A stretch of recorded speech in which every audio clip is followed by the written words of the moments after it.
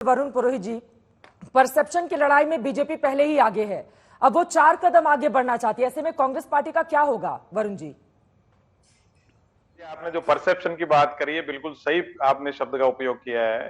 देखिए, देश की जनता के मन में दल बदलुओं के खिलाफ गुस्सा है, और जो परसेप्शन भारतीय जनता पार्टी का था, पार्टी विद द डिफरेंस, और एक प्योरिटी होती थी संघ पृष्ठभूमि की, वो तो अब एक कॉस्मोपॉलिटन स्टेटस हो गया भारतीय जनता पार्टी का। तो जनता उससे परेशान है। परसेप्शन मोदी लहर, राम लहर मुझे कहीं नजर नहीं आ रही। जब आपको आयातित करने पड़ रहे हैं कैंडिडेट जगह जगह से, आपकी कौन सी लहर है? अगर आपकी लहर चल रही तो आप अपने कार्यकर्ताओं को मौका दे सकते थे। तो कुल मिला के महंगाई, बेरोजगारी, निजीकरण और इनकी जो पूंजीवाद को बढ़ाने की जो नीति है, स्पॉन्सर करने की नीति है, वो लोग पूरे समझ रहे हैं। वोटर हर तरह से मैच्योर हो चुका, परिपक्व हो चुका। अब ये कितना ही परसेप्शन क्रिएट करेंगे, उसके झांसापट्टी में आने वाला नहीं है।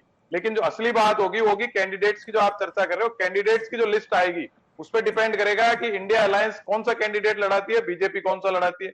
जनता को मैं खुद, आप तो खैर बहुत ज्यादा सब जगह जाते हो आप लोग, लेकिन मैं जनता के बीच मैंने देखा है, हाँ। जनता ये कैंडिडेट बीजेपी अगर किसी ऐसा लड़ा देगी, जैसे पश्चिमी राजस्थान की बात है, वहां अगर इनके कैंडिडेट जो वर्तमान की बात आ रही है ये लड़ेंगे वापस, और कैंडिडेट कांग्रेस के कोई अच्छे आ गए, ये नहीं जीत पाएंगे। अभी विधानसभा का राजस्थान की आपने चर्चा की, 70 सीटें कांग्रेस की आई है। अगर टिकट कांग्रेस सही दी होती तो सरकार कांग्रेस की बनती। ऐसा नहीं है। पर जो परसेप्शन की आप बात कर रहे हो, परसेप्शन एक प्रोपोगंडा है जो जनता को समझ में आ चुका कि झांसा है और कुछ नहीं। बोलिए शहनवाज जी। और मेरे पास आपके लिए एक मैसेज भी आया है, उसमें सवाल पूछा गया है कि पूर्व केंद्रीय मंत्री शहनवाज हुसैन को भागलपुर, कटिहार या मधेपुरा से टिकट मिल सकता है क्या?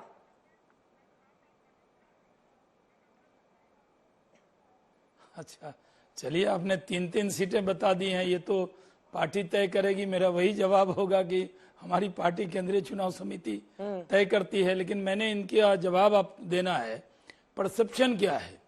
जो कैंडिडेट दूसरे दल से भी आते हैं, जिस पार्टी की लहर होती है, हवा होती है, जीतने की गारंटी होती है, वही लोग आते हैं।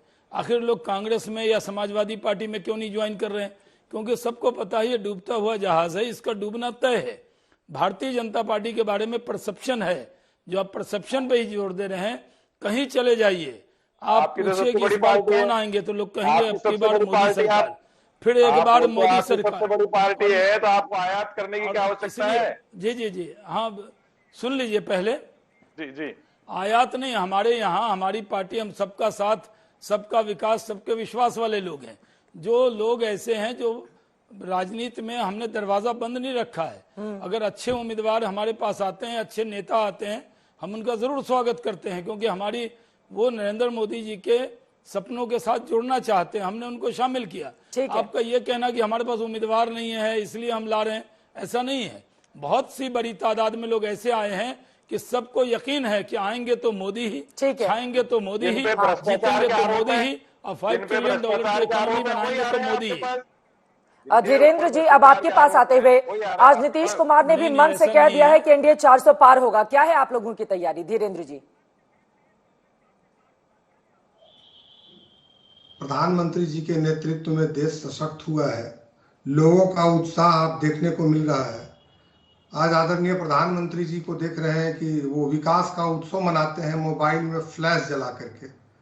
तो लोग जो मोबाइल का फ्लैश जला रहे हैं, उससे यह एहसास होता है कि जनता के बीच में कितनी हमारे कामों की चर्चा है और कितनी पॉपुलैरिटी है। और ये जो मोबाइल का फ्लैश लाइट चलता है ना, ये सपना हमारे स्वर्गीय संस्थापक जो नेता थे रामविलास पासवान जी, उनके कार्यकाल में मोबाइल हर हाथ में देश में आया। या मुफ्त राशन की योजना आई, एक मंत्रिमंडल के सहयोगी के रूप में रामविलास पासवान जी ने रखा, जिसको सहज प्रधानमंत्री जी ने स्वीकार किया। तो ये है हमारे गठबंधन में घटक दलों के नेताओं की इज्जत, इसलिए दूसरों की चिंता करने की जरूरत नहीं है। दूसरी बात मैं कह दूं, आशुतोष जी कह रहे थे कि युवा लोग छोड़ के जा रहे हैं। अरे युवा लोग कहाँ छोड़ के जा रहे हैं? अभी तो पैनल में ही बैठे हुए वरिष्ठ नेता है, युवा काल से हम देख रहे हैं माशाअल्लाह शाहनवाज जी को। शाहनवाज जी सबसे कम उम्र के केंद्रीय मंत्री वाजपेयी साहब के समय में रहे थे। आज शाहनवाज जी को दिखा दीजिए, बोलिए साथ में है, और भगवान इनको ऐसे ही युवा बनाए रखे। युवा मंत्री ग्रुप में हमारे नेता चिराग पासवान जी लगातार एनडीए में बने हुए हैं, ज्योतिरादित्य हैं। तो कई बड़े चेहरा हैं जो लगातार इसमें बने हुए हैं, और युवा देश का प्रधानमंत्री मोदी जी के नेतृत्व में, इसलिए आशुतोष जी उसमें चिंता करने की जरूरत नहीं है। आपके यहाँ जो 2 युवा एक साथ मिले हैं ना उत्तर प्रदेश में, उसका जो परिणाम है वो पहले भी देखा गया था। अब भी देखा जाएगा, उसमें चिंता करने की जरूरत नहीं है।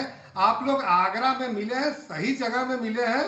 अब मनोचिकित्सक की आवश्यकता डॉक्टर प्लीज साहब धीरेन्द्र जी, आप लोगों को है। अब ये आप क्या वहां पर मनोचिकित्सक, जाके राजनीति और के करते मैदान हैं। में कहाँ मनोचिकित्सक को लेकर आप आ रहे हैं? राजनीति तो मुद्दों पर लड़ी जाती है ना, अपनी 10 उपलब्धियों पर सेकंड, और लड़ी हम जाती लोगों पे है। आरोप जनता लगाते हैं, इसीलिए आपको रिजेक्ट करेगी, जनता इसीलिए 10 रिजेक्ट सेकंड करेगी बोलिए आपको। बोलिए धीरेन्द्र जी, 10 सेकंड बोलिए। 10 के और ये कहते हैं कि आप लोग इस परसेप्शन कर रहे हैं, ईडी, सीबीआई, आईटी। अरे ये हालत किसने बनाई?